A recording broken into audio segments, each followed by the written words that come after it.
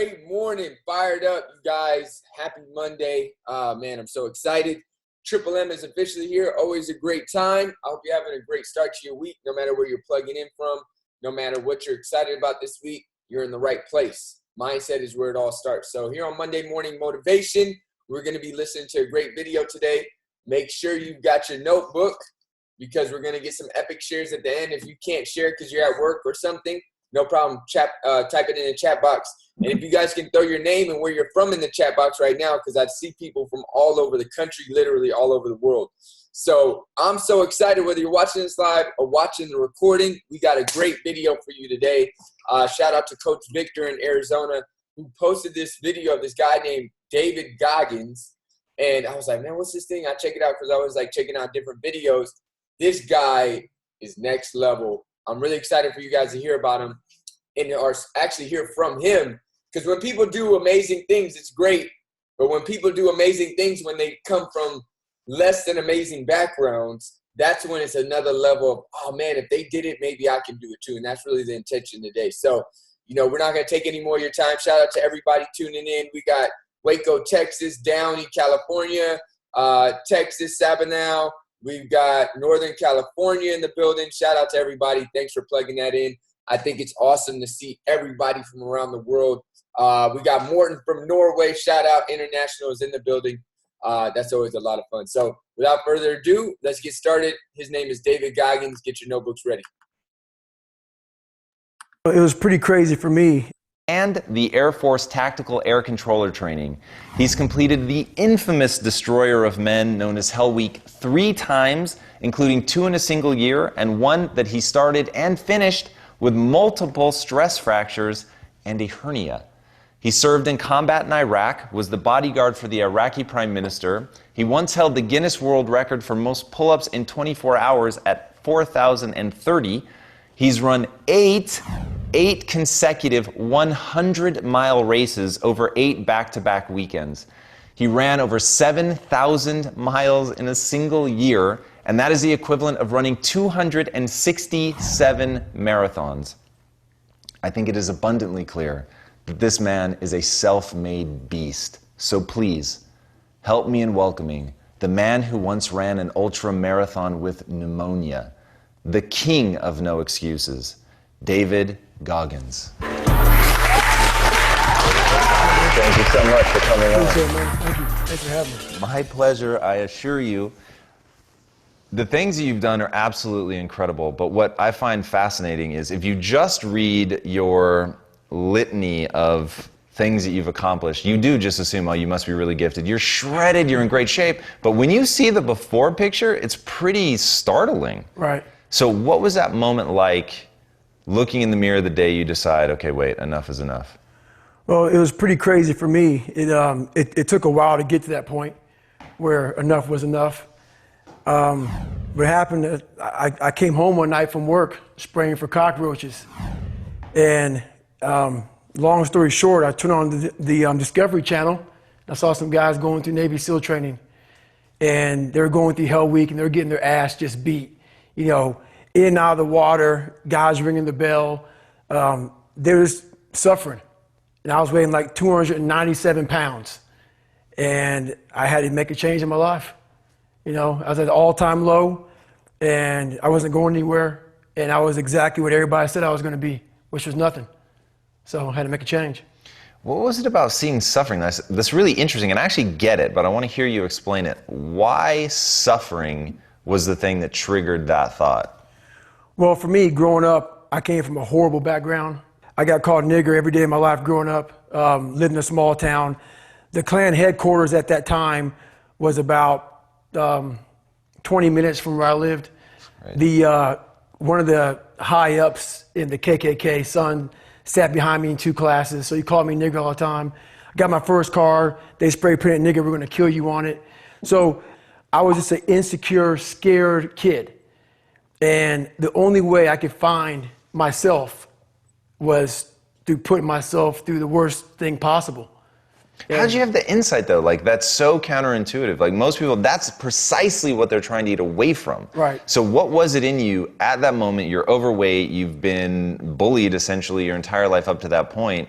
What makes you go, all right, motherfucker, like that's what I've got to do? Well, no one was helping me out.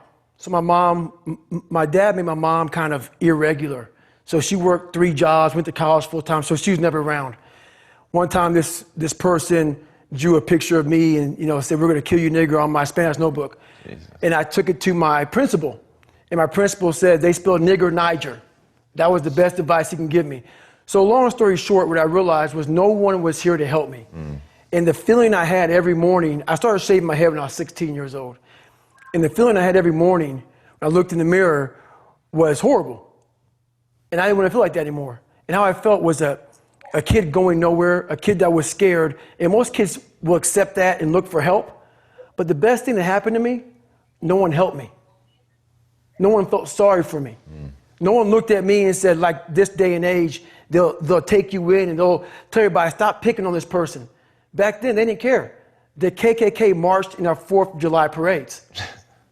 They had to stay 100 yards back, but they marched in it. Wow. That's how this town was. And my mom cared about me, but my dad took our soul.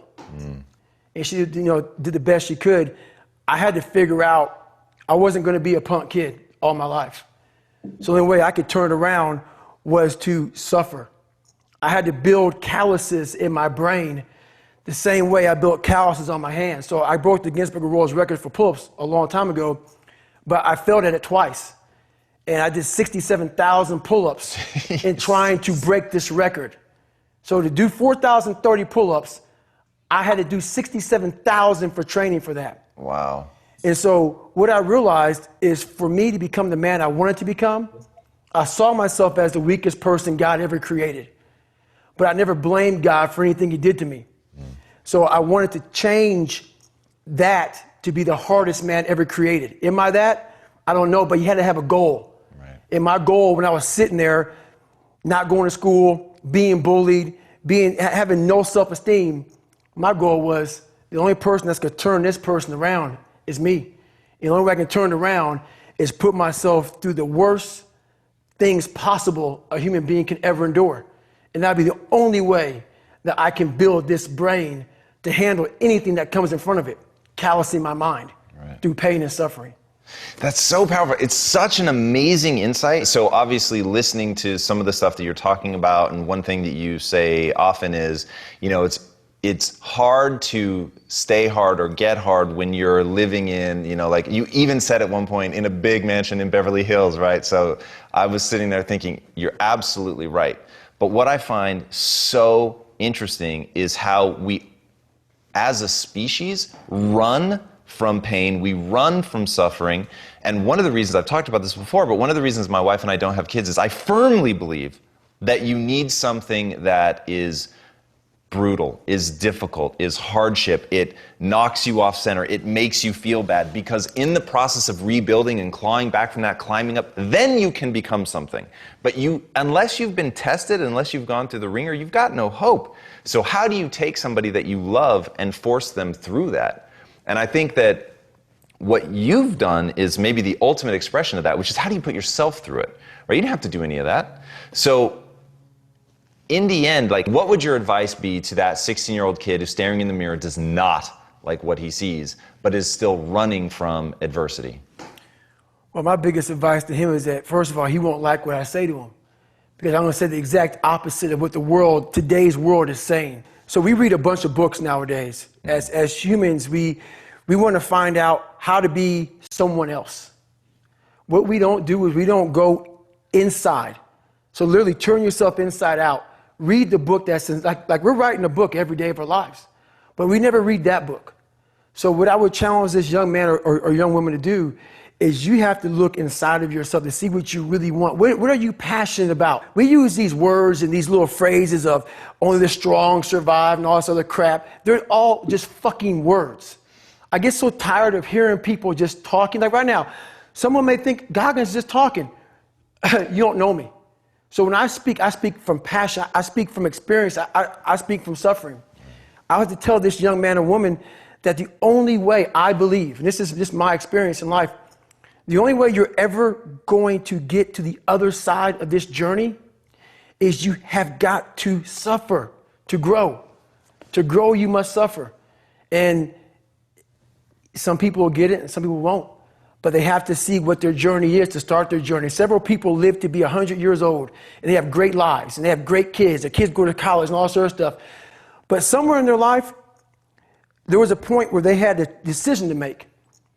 They can go left or right on this path. Left was the easy route. Right was the hard route. A lot of people take the easy route. And they had a good life that way, but the better life was going to the right side. And you may have 20 years of pain and suffering to get past it, but a lot of us die never truly starting our journey. And I would tell this young person, you got to start your journey. It may suck, but it will come out the other side where you're coasting. So it's really, I want to go back to what you're saying about that we write our own book, we're writing it every day, but we actually don't take the time to read it. So what do you, as you were saying that, here's what I was saying, and tell me if this is where you were going, that basically you're writing down these things that are sort of becoming your identity, about being weak, about avoiding suffering, about being soft, essentially. I mean, all the things sort of by default, they're in that camp. And as you were saying that, I was imagining you sort of taking that pen and beginning to write your own story and writing things that you knew, looking back on, that you would be proud of. Right. Like going through the military and doing the hardest training, some of the ultra endurance stuff that you've done, which is on broken feet. I mean, it's like so crazy. In fact, is that what you meant by writing that story? So what I meant by that is, like, every day we're seeing who we are as people. When I was growing up, I lied for people to accept me because I didn't accept myself. So I would make up stories so then you would accept me into your world. I would, everything I did was for someone else to like me. It wasn't until I started reading my own book about how pathetic I was as a human being. I can blame my dad, I can blame kids at school, I can blame having health issues, ADD, my mom not being around. Great mom, but she was doing her thing. Right. I could blame a lot of people. And that's the book I was reading. And I put it off on everybody else. It wasn't until I said, you know what? For me to fix this, I got to read what the fuck is wrong with David Goggins? Not blame anybody. Read my book and say, okay, I'm afraid of my shadow. How can I overcome that? Go in the military, get your ass kicked, do things you hate to do, be uncomfortable every fucking day of your life. Roger that. I'm not the smartest kid in the world. Okay. Instead of somebody saying, oh no, you're smart. No, don't say that to yourself. I said to myself, no, I'm a dumb motherfucker. Okay, roger that. How you get smarter? Educate yourself. So the things that we run from the truth. We're running from the truth, man. So the only way I became successful was going towards the truth. As painful and as brutal as it is, it changed me. It allowed me to become, in my own right, who I am today. One of the most powerful things I think anybody can do, so I used to struggle with self-esteem, and my thing was I focused on being smart, and I just wasn't that smart. I focused on being right, and I was wrong a lot. And so it created this weird thing in my life where I would constantly try to put myself around people who were less and less intelligent so that I could feel good about myself. And the bad news is it's actually a really good strategy for that. Right. Being around people that were less intelligent than me really did make me feel good. Like, I felt good about myself. But I literally referred to myself at the time as the king of remedial jobs because those were the only jobs that I could really shine at. Right. And it wasn't until I realized I can actually change what I build my self-esteem around. And I can start building my self-esteem around, instead of being right or being smart, being a learner and being willing to admit when I'm wrong. And so the thing that I began to build my self-esteem around was being willing and able to stare at my inadequacies. Right? What you said, like, I fully understand, like, how this interview is going to be, I mean, you warned me ahead of time. This interview is going to be bifurcating. People are going to love it and some people are going to hate it. But dude, I so believe in the notion of looking at yourself, and if you are pathetic, owning it, right? And saying, because my thing is you can change it, right? Which you have proven in no uncertain terms. That's it. But if you don't admit it, you're never going to be on the path to changing it. Exactly. Walk us through, because this is one of those crazy stories. I can't imagine how you pulled this off. your first ultra marathon, which you got into like really fast, and one why you did it, because I think that's incredible. The first ultra marathon wasn't smart at all. So basically what happened was I was at military free fall school with Morgan Luttrell. Marcus Luttrell, if you guys don't know, was the lone survivor, the guy. He was in a bad op went bad. He was the only Navy SEAL that lived. Long story short, you got to get the book, read Lone Survivor, great story. Morgan is Marcus Luttrell's twin brother, and I was there with Marcus. So what happened was myself and Morgan were in free fall school. At the same exact time, Marcus was in the worst incident in SEAL history. So I knew that Marcus might be dead. He wasn't dead, everybody else was dead. So I actually brought Morgan, I actually told Morgan, hey man, your brother was in a bad incident. I don't know if he's alive, I don't know what's going on. Long story short, Marcus is alive, and I go on to want to raise money for families. All these guys died, they all had kids. I want to raise money for the Special Operations Warrior Foundation. It's a foundation where 100% tuition goes to these kids to go to college, full tuition, whatever. So I found this great foundation. I'm going to raise money for it. So I said, you know what? I have to Google something that's evil, something very hard. I knew nothing about ultra marathons. I hadn't even run a marathon. I knew nothing about this world. So I Googled the top 10 hardest races in the world. And what comes up is a Badwater 135. It's a 135-mile race through Death Valley in the summertime. I thought it was a stage race. I thought it was a race where you run like 20 miles, set up camp, barbecue outside, and then go run some more the next day. So I called the race director up at the race and said, hey, Chris, his name is Chris Kosman, I want to do your race. So we had a long conversation. I was much heavier then, and I hadn't put running shoes on in over a year. How heavy are you at this point? I'm around between 240 to 270. Whoa. I'm in there. I'm in that range. My weight has varied a lot through the SEAL teams and out of the SEAL teams, so I was a heavy guy. But the long and short of it all was I hadn't put running shoes on in over a year. I was a big-time power lifter. I lifted weights heavy. That's what I did. Right. I got back home from Iraq, went straight to free fall school, and then this happened. So I called Chris Kosman up on a Wednesday. He says, look, man, the only way you can qualify for my race is to run 100 miles at one time in 24 hours or less. There happened to be a race that Saturday, so 4 days later. And he said, if you qualify by running 100 miles or less in 24 hours, I will consider you my race. I'm going to cut to the chase. I signed up for this race. It's called the San Diego One Day, where you run around a 1 mile track for 24 hours to see how many miles you can get. My goal was 100 miles.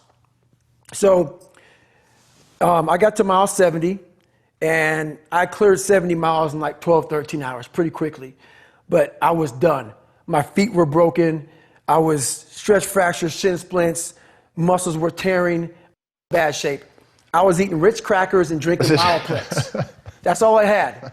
No water, didn't know what the hell I was doing out there, had on some tube socks. It was just ridiculous. It was a clown show.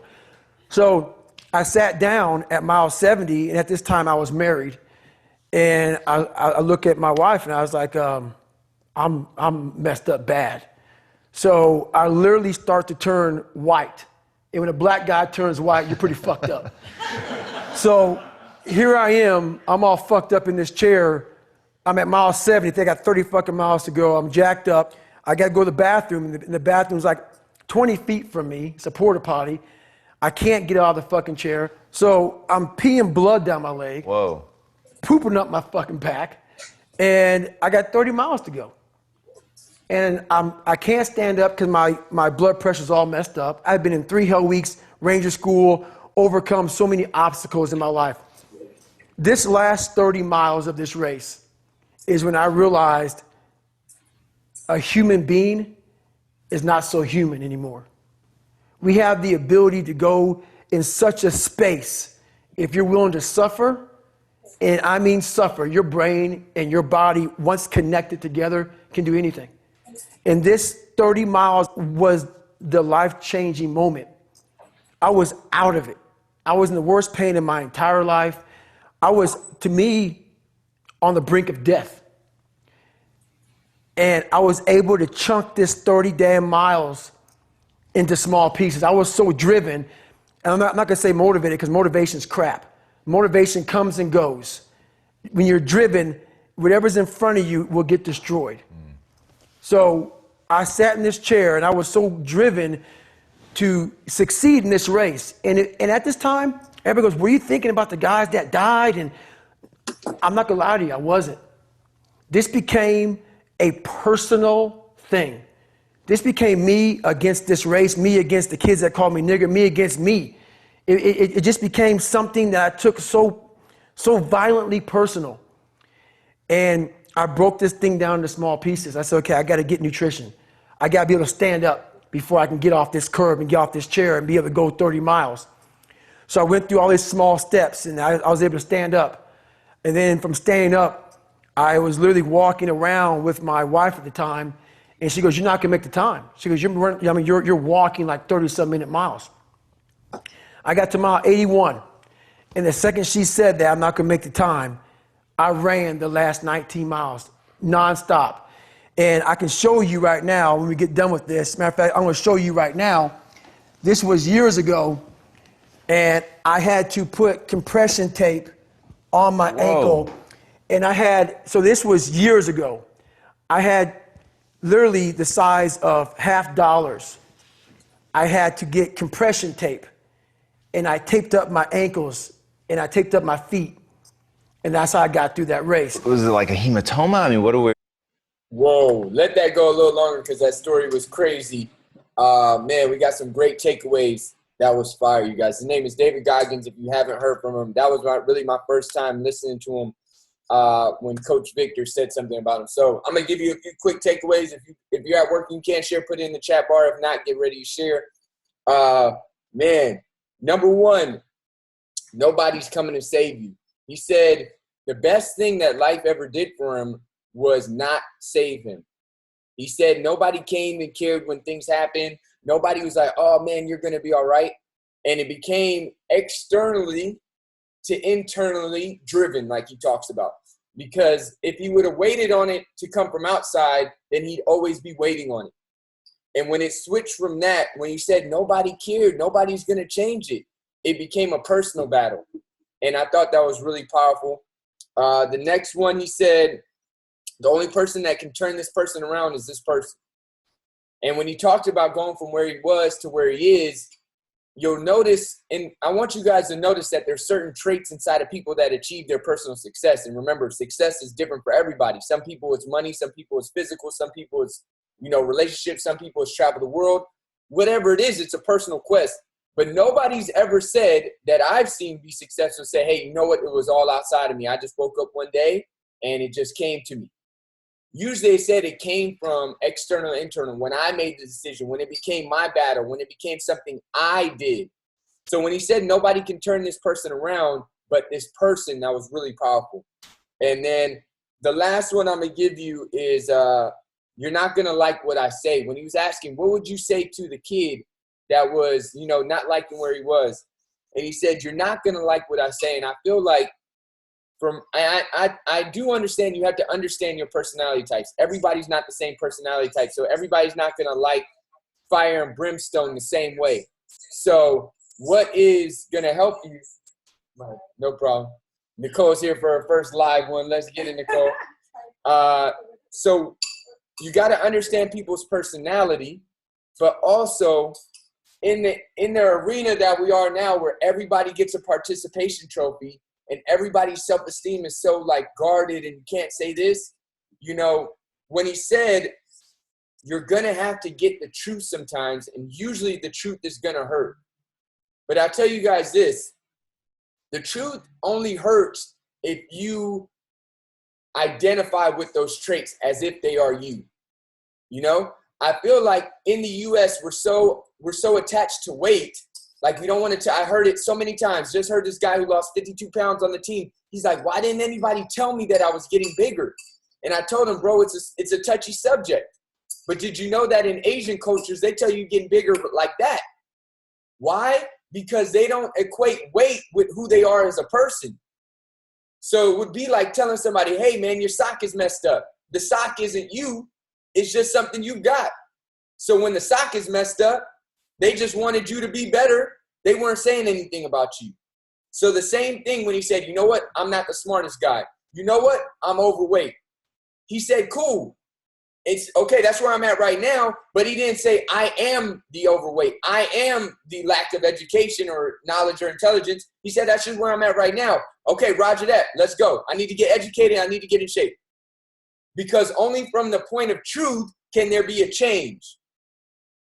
And I feel like if we just sugarcoat everything with everybody all the time and tell everybody everything is great and it's all good and dandy, then in the long run, they actually get hurt. Because in the long run, I'll tell you guys, write this down on your piece of paper. The world don't care. The environment doesn't care. Nature doesn't care. You can't stand outside in a blizzard and say, well, you know what?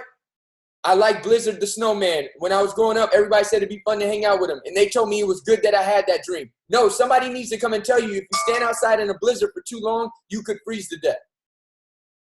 Because nature doesn't care what your intentions are, and nature doesn't care how good of a person you are. All you got to know is that there is real things in life. And once you know that, you can change it. It's not permanent. It's not permanent because those traits aren't you, aren't me, aren't anybody. They're just current traits that can be changed. And that's what's so powerful. I really love this story. If you guys don't know, that was a longer video. Go check out the longer video by David Goggins. But we're going to get a few shares and takeaways. Give me a thumbs or smile if you're excited to share.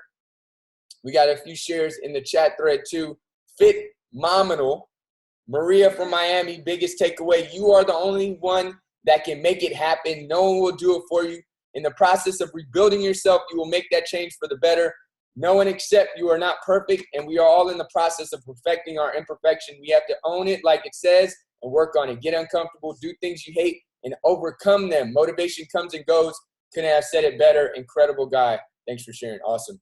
Yeah, driven versus motivated. That was awesome. You said driven. When you're driven, you'll demolish anything ahead of you. Even Toby's driven now. Let's get it. Anybody else excited to share? I'll share one takeaway, and I really love when the guy who was doing the interview asked him, the other guy, what's his name? The one that was being interviewed? David Goggins. So David, he asked David, it's like, so for you, you realize that you were pathetic. And he said, yes, like you have to realize that whatever, like who you're being inside of your life, if it's not producing the results that you want, you have to be so clear cut, honest with yourself and own up to who you become up to this point versus pointing the finger at everybody else as to why you are the way that you are. But whenever you could own up and take responsibility for who you are, then that's when things can change. And that, like, for me was just like absolutely amazing because so many times it's just like we not only sugarcoat like stuff with other people, but we sugarcoat it with ourselves instead of looking directly inside of the mirror and being 100% honest with ourselves. Because if you're not honest with yourself, how can anybody else be honest with you? So that was my biggest takeaway. Fire. Yeah, that was awesome. That was awesome. Let's get a couple other shares. Give me a thumbs up or a smile. Justin, let's get it. Live from Europe. What you got for us? Hey, what's going on? What's going on? You guys, Roxy and Aubrey, you guys are dead on it. Can't wait to link up in St. Louis in a few days, few weeks. But one of the major takeaways I got from David Goggins or whatnot was he was talking about the 67,000 pull-ups in trying to break the record. You know what I'm saying? Like in trying to break the record of like 7,000, when he added them all up, he did like 60,000 pull-ups. So I like the idea of the things you accomplish on your way to accomplishing your goals. You know what I mean? Like I think Jim Rohn has spoke about his mentor telling him to become a millionaire because of the type of person he would have to become in order to become a millionaire. You know what I'm saying? So I just think that's powerful. Like in route to our goals, the things that we accomplish, you know what I mean? So set a high goal, set a high standard for yourself, and the things that you will accomplish en route to that, you know, blow your mind. So I love that. Yep. The process is better than the prize. That was really phenomenal. I love that. Let's get one more share takeaway. Give me a thumbs up or smile if you're excited to share. Can you guys hear me? Am I muted out? What up? Can you guys hear me? My thing said my speaker just went out. You can hear me? Good. We can hear. All right, cool. Things that are speaking. All right, let's get one more share. I saw somebody with a thumbs up. Let's get it. All right, what you got for us, Lizzie? Yes, hi, good morning. What I got from it, like some of the shares that you and Roxy shared, that was like awesome. I kind of took those in too. And what I got too from him was, you know, how he said that sometimes, he had to build calluses in his mind, because of things that, happen.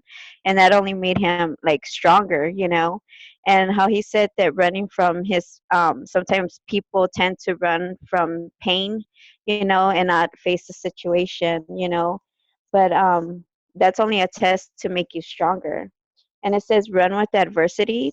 It says turn yourself inside out, like, and look at the inside person, so that's what I got. And then how he was talking about write your own story. We all have our own stories to write, and sometimes you do gotta evaluate yourself, and through this whole challenge, I've been going through some stuff, and I see that these takeaways and these nuggets, help me inside, and that's what keeps me going. How, to face your fears, educate yourself, face the truth, and allow change to take place, and be willing and able to face what's wrong and correct them, and admit, what's, what you need to change and the things you need to face. And then how the last point he says is what drives you. What's driving you to set your goals, what's driving you to be a better person, to help people that surround you, to no matter what, if they want your help or not. But there's other people that do, like you and Rox have said, there's people out there. It's not always going to be the people that are closer to you, but there's people out there that will ask for your help. So that's what I got from it.